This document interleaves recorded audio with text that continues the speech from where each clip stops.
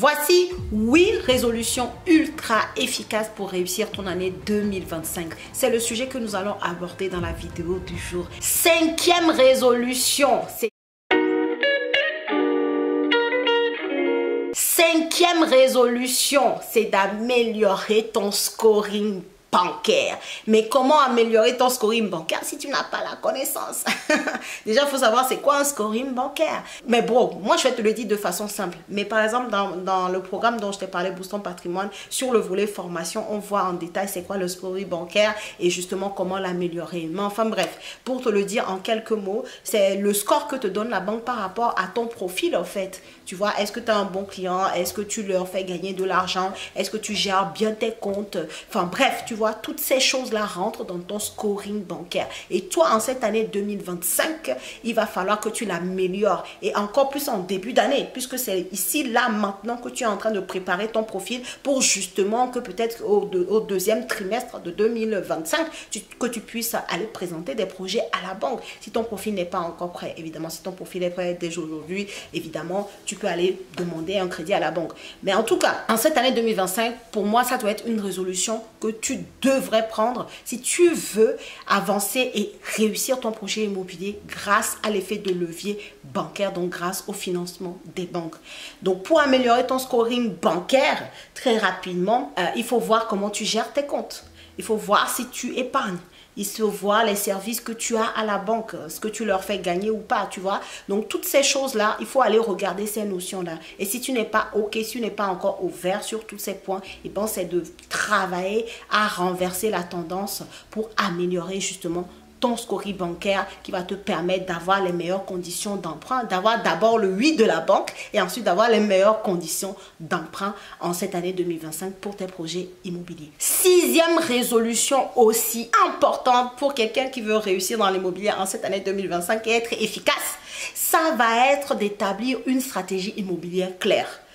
Tu vas voir, que ce soit sur YouTube, que ce soit sur Internet de façon générale, tu verras qu'il y a plusieurs façons de faire de l'immobilier, d'accord? Tu peux acheter un immeuble de rapport, tu peux acheter un appartement, tu peux acheter un box, tu peux acheter une place de parking, tu peux acheter du foncier. Pas si longtemps que ça, je t'ai montré une vidéo où une personne avait acheté du foncier en Afrique, où si elle revendait son tech, elle remboursait déjà largement le prix auquel elle a acheté son bien. C'est de l'immobilier, tu vois? Tu peux acheter des terrains agricoles.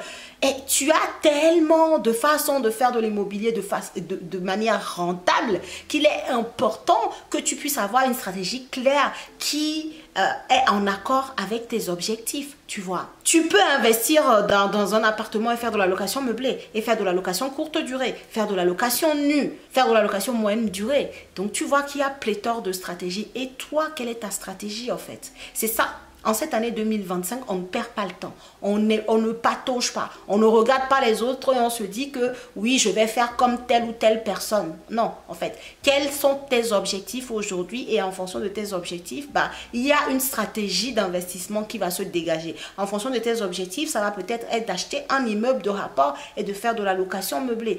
En fonction de tes objectifs, ça va être d'acheter d'abord un appartement et de faire de la location courte durée, ou un grand appartement et de faire de la colocation. Ou alors, non, ça va être d'acheter du foncier et de pouvoir l'exploiter ou attendre. Parce que peut-être que tu as juste une vision moyen terme. Donc, acheter du foncier et attendre 5 ans, 10 ans et pouvoir le revendre. Quels sont tes objectifs en fait? Et en fonction de ça, tu vas pouvoir dessiner un plan d'action. Si tu ne sais pas faire, voilà quelque chose par laquelle nous on commence lorsque tu rejoins notre programme Boost ton patrimoine ou n'importe lequel de nos programmes d'accompagnement et de formation. On fait cette chose-là, on fait ces actions-là, on fait cette planification avec toi qu'on appelle feuille de route. Et dedans, on te donne le plan clair pour pouvoir passer à l'action par rapport à tes propres objectifs et à tes besoins pour cette année 2025, pour cet investissement là en tout cas, ok? Mais c'est très important que tu puisses le faire, établir une stratégie d'investissement immobilier claire pour ne pas perdre du temps et savoir exactement où tu vas. Septième et avant-dernière résolution.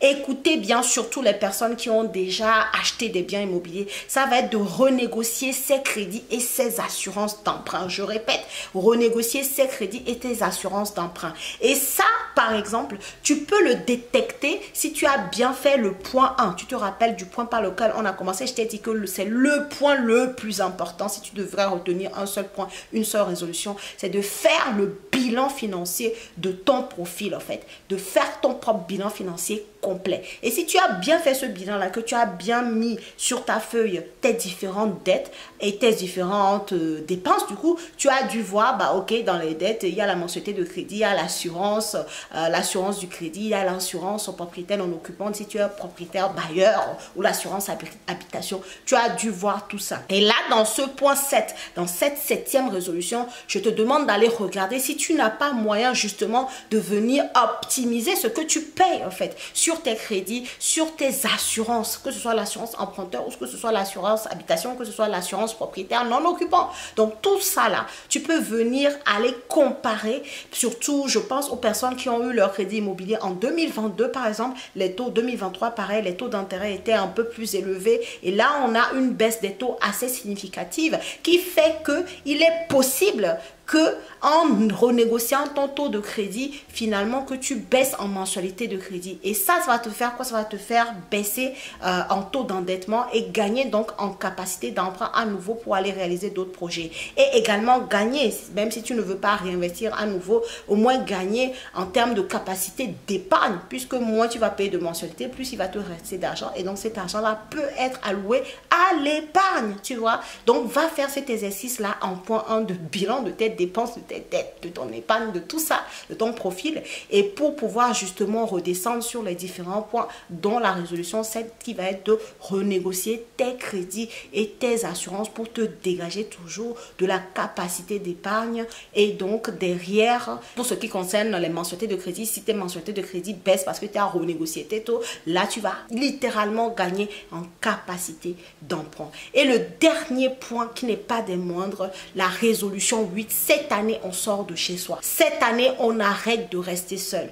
Dans cette résolution 8, je te parle de pouvoir créer un réseau d'investisseurs et de professionnels autour de toi qui vont te permettre d'accélérer ton projet, qui vont te permettre de pouvoir saisir certaines opportunités que tu n'aurais pas pu saisir autrement. C'est très important. Et c'est pour ça que moi dans mon programme, tu as tout un club des immopreneurs auquel je donne accès à toutes les personnes que j'accompagne, où elles sont entre elles, où elles se partagent les contacts, où moi je fais venir aussi en masterclass des professionnels pour lesquels ils ont les contacts pour justement continuer à se créer du réseau, à être avec d'autres entrepreneurs, si c'est des entrepreneurs dans l'immobilier, donc d'autres immopreneurs et d'autres professionnels de l'immobilier qui vont leur permettre de pouvoir continuer à investir et de saisir certaines opportunités. Cette année, arrête d'être seule. Les personnes qui veulent évoluer dans un domaine ne sont jamais seules. Elles sont entourées par d'autres personnes qui sont dans ce domaine ou qui ont déjà réussi de très loin ce que les personnes débutantes veulent atteindre. Bref, on est là en groupe pour pouvoir se tirer tous vers le haut et apprendre des expériences des unes des autres et s'inspirer mutuellement. C'est très important. Cette année, on arrête d'être seul. Ces personnes-là, tu vas les trouver comme je te l'ai dit, chez moi par exemple, si tu rentres dans un de mes programmes d'accompagnement Boost ton patrimoine ou le programme VIP, tu vas pouvoir être dans un groupe, dans un club d'investisseurs que j'ai créé uniquement pour les personnes que j'accompagne ou que j'ai accompagnées. Et autrement, tu peux également trouver ça sur des groupes Facebook. Il y a des groupes Facebook d'investisseurs immobiliers. Tu peux également intégrer ces groupes. Par contre, l'inconvénient, c'est qu'il y a pas mal de monde, donc tu peux être noyé, mais c'est toujours mieux que rien. Ou alors, va faire des masterminds en fait. Va faire des événements, des séminaires. J'en ai organisé en 2024 et cette année 2025, je compte peut-être organiser. En tout cas, il faut pouvoir sortir de chez toi. Regarde sur Internet s'il n'y a pas des événements sur l'investissement immobilier. Va à la rencontre d'autres investisseurs. Acclimate-toi.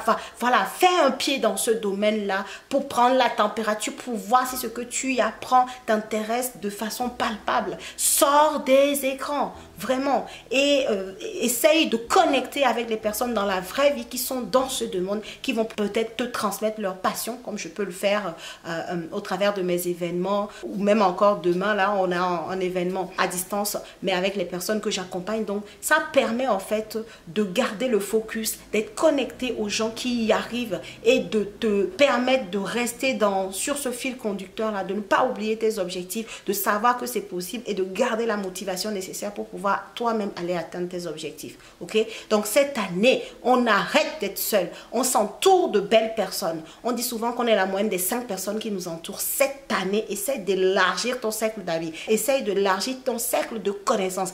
Intègre-y des personnes qui sont dans les domaines où tu veux exploser tes résultats, où tu veux évoluer. Et tu verras la différence par rapport à l'année 2024. Tu verras que cette année, les choses se passeront autrement parce que tu auras ajouté cet ingrédient-là qui est de te mettre à côté des personnes à qui on veut ressembler. En tout cas, des personnes dont on aimerait avoir les mêmes résultats. C'est très important. Voilà les 8 résolutions de tonnerre. Comme je t'ai dit, chacune de ces résolutions, tu peux commencer à les appliquer là, maintenant, tout de suite. Je ne t'ai pas menti, comme tu peux constater. Ces 8 résolutions-là, tu peux les mettre en application là, maintenant, tout de suite. Ok? Dis-moi en commentaire ce que tu en penses. Si ce sont des résolutions que toi, tu avais déjà notées.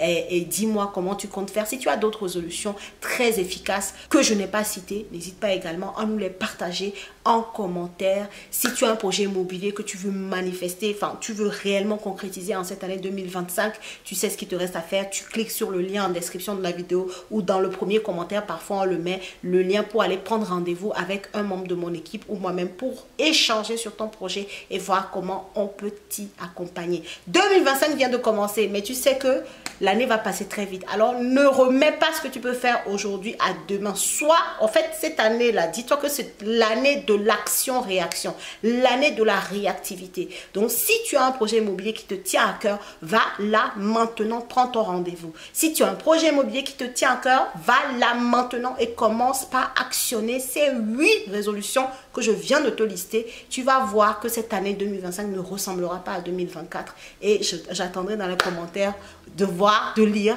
ton témoignage, ok? Et donc sur ce, je te souhaite une très belle soirée, très belle journée en fonction de quand tu regardes cette vidéo. Et n'hésite pas à mettre ton beau pouce, ça peut toujours booster la chaîne. Et abonne-toi si ce n'est pas encore fait. Partage la vidéo autour de toi. On est en début d'année, c'est une vidéo qui peut aider énormément de personnes. Même si la personne n'est pas intéressée par l'immobilier, beaucoup de ces résolutions-là peuvent aider les personnes, ne serait-ce que sur le volet financier de leur vie, pour avoir la sérénité financière qui est si importante pour tout le monde finalement. Donc je t'invite à partager la vidéo et je te dis à la prochaine vidéo.